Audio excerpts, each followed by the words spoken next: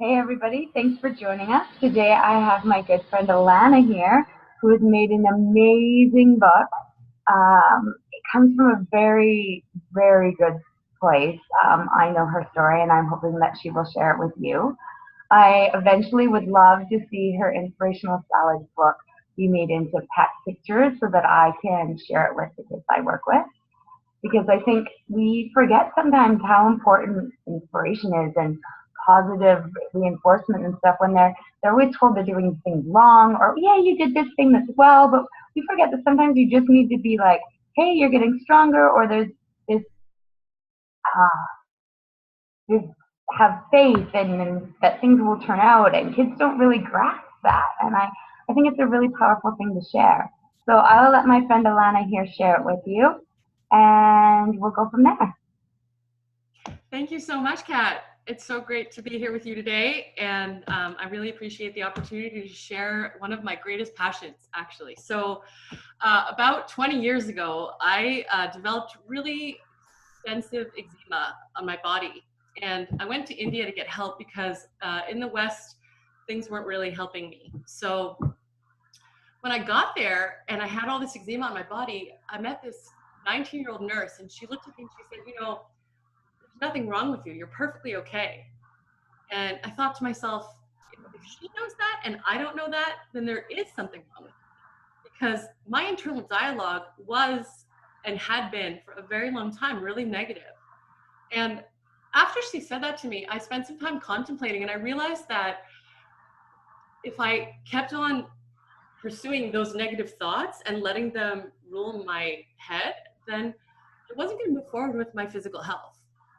And so that was a really big aha for a moment for me in my life. And I had brought a little book with me to India full of blank pages and a couple of pens. And I've always been a lover of words and the power of words. And I studied philosophy, and I just um, love reading quotes from all times in history and resonating with what the words mean for me in my world. And so after that nurse said those words to me, and I started to think about what is it I actually want to believe, and what do I actually want to think more than the negative thoughts. And it was a lot of words from quotes that I had remembered from my studies and from people I'd encountered and books that I'd read. And so in that little book, I proceeded to draw lots of little quotes and affirmations. I don't know if legible to all of you guys, but it just sort of poured out of me. And it's kind of funny to say it because it never really occurred to me before that I had the talent to draw different fonts and to create words that evoked emotion. Like people look at the photos, or sorry, at the pictures, and they resonate with what's on the page. And so when I came back from India, I started to show my little book to my friends, and they said, "Oh my gosh, I wish I had one of these. I would love to carry it around and use it in those moments when I'm really negative and want to shift my thought patterns." And so I proceeded to make a copy and printed about 100 of them, and I started sharing them with the world. So that's the first edition. It's called The Little Book of Self-Empowerment. And over the years, I just have exercised that muscle. The muscle that is those negative thoughts are really always very close by and very possible at any moment because our brain is hardwired for negativity. And so I always have the opportunity to go back there. But I recognize now that going back there means also going backwards in my health. And I contemplate so much the power and the meaning of words and what I see out in the world among people and the messages we get in our culture, and um, and how much they really can take us in one direction or in another direction. And so I'm always exercising that muscle of okay, I can really be negative about this moment, or I can make a choice to shift my thinking and to take example from so many of the writers and sages in history that also recognize the power and the meaning of words. So, for example, one of my favorites is what you resist persists. It's this one right here. I believe it was originally said by Carl Jung. And I mean, I see this example in my everyday life. Like when I resist things, they show up over and over again. And for me, often that happens at the level of my physical body and my skin. So if I'm resisting it, it's just going to stay there. And knowing that more and more, I start to relax when stuff comes up. And I start to recognize that if I just go with the flow more, that I have more ability to shift the occurring and to shift the circumstances just with my way of being. So it's so powerful. It's been so powerful for me because it's a choice between like being stuck in the negative and not having anywhere to move and saying, oh, you know what, actually there's something beyond that, and if I stop resisting, then it might show up. And so I just practice more and more stopping resisting. And then another one that I really love, if I can find it here, is, well, I can do it because I can, and you can, and anyone can. And if we were ever told that we can't, that just doesn't mean anything. Like people say things all the time. And unfortunately, especially when we're children, we believe them because we admire our elders and we want to understand ourselves in the world. And so we take on what adults share with us, right? And I had a lot of love in my childhood, but I wasn't always told that I could do it. I wasn't always told I could do anything. I wasn't always encouraged to believe in myself. And unfortunately, when I share that information, a lot of people tell me they didn't have that experience either in their childhood. So I realized I wasn't alone in this. You know, one of the quotes in here is, "We are all the same," if I could find that. So, you know, we're not alone in this. We all have this this brain that's hardwired for negativity.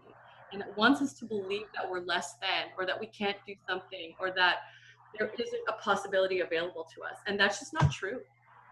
I think I think it's important because like it kind of goes with the like growth mindset, like this is something challenging and I have to practice to get better at, but it's also just believing that you can and that there is light at the end of the tunnel, that this feeling or this whatever's going on in your life right now will pass and things will get better, and just to ride it out. Totally. I think that's one of the greatest lessons we can learn is like things are going to happen. And for some of us, they start happening earlier in life. Like when I first had my most major health crisis, I was 20. And for me, that was really young. I still didn't know enough about my health and my body and my well-being to know which path to take. So it's been a long journey of self-discovery, but I think all for a really important purpose, because when we are able to ride the waves, like you say, and get over the humps, we realize like we can do more of it. The more challenges we face, the stronger we feel about our potential to face whatever challenges may be in the future. And I think it also gives us the reality check that challenges are going to be there. Like life Right. isn't smooth for anyone ever. It's life. It's a roller coaster. So it's like, can we ride it and support each other and create things in the world that reflect that example. So I have one other quote that I wanted to share, which is "Never, never, never give up" by Winston Churchill. I think that's really apt because after we've said, you know, we can do anything and we're riding the waves and we have all these hurdles, often the negative thought pattern will say, oh, but you know, I've tried and I can't change it and I can't fix it and it won't shift. And the truth is, sometimes the answer is in stopping the trying, right? And just not resisting and in being with what is. And all of those have been really important lessons for me. In a sense, I've been trapped in my body and a victim of what was happening. And if I wanted to stay that way, I knew that nothing would transform in my body. So as enticing as our brain thinks it is to want to be a victim, to want to believe that we're not good enough or we're a failure, I think it's important to recognize that those messages have come from experiences in our childhood that we didn't really know were happening at the time consciously, and that framed our perspectives of our world. So coming back to children, that's where I always go back to, because when I was a child, I had such a lack of belief in myself, and I really didn't understand how I was gonna get there and who was gonna support me in that journey.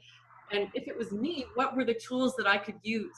I didn't discover those tools for myself until after university. Like, I started reading lots of books and And I don't think it's uncommon. Like one of the most out of all of like the self-development books and all those things that I've read, the number one thing that happens for women is they don't think they're good enough, that they're not enough, right? yeah. And that comes right down to if we can still, a child, as a child, that I am enough, I am good just the way I am, they will grow up with that confidence and that acceptance of where they are at this point in time and not think that they have to be somewhere they're not.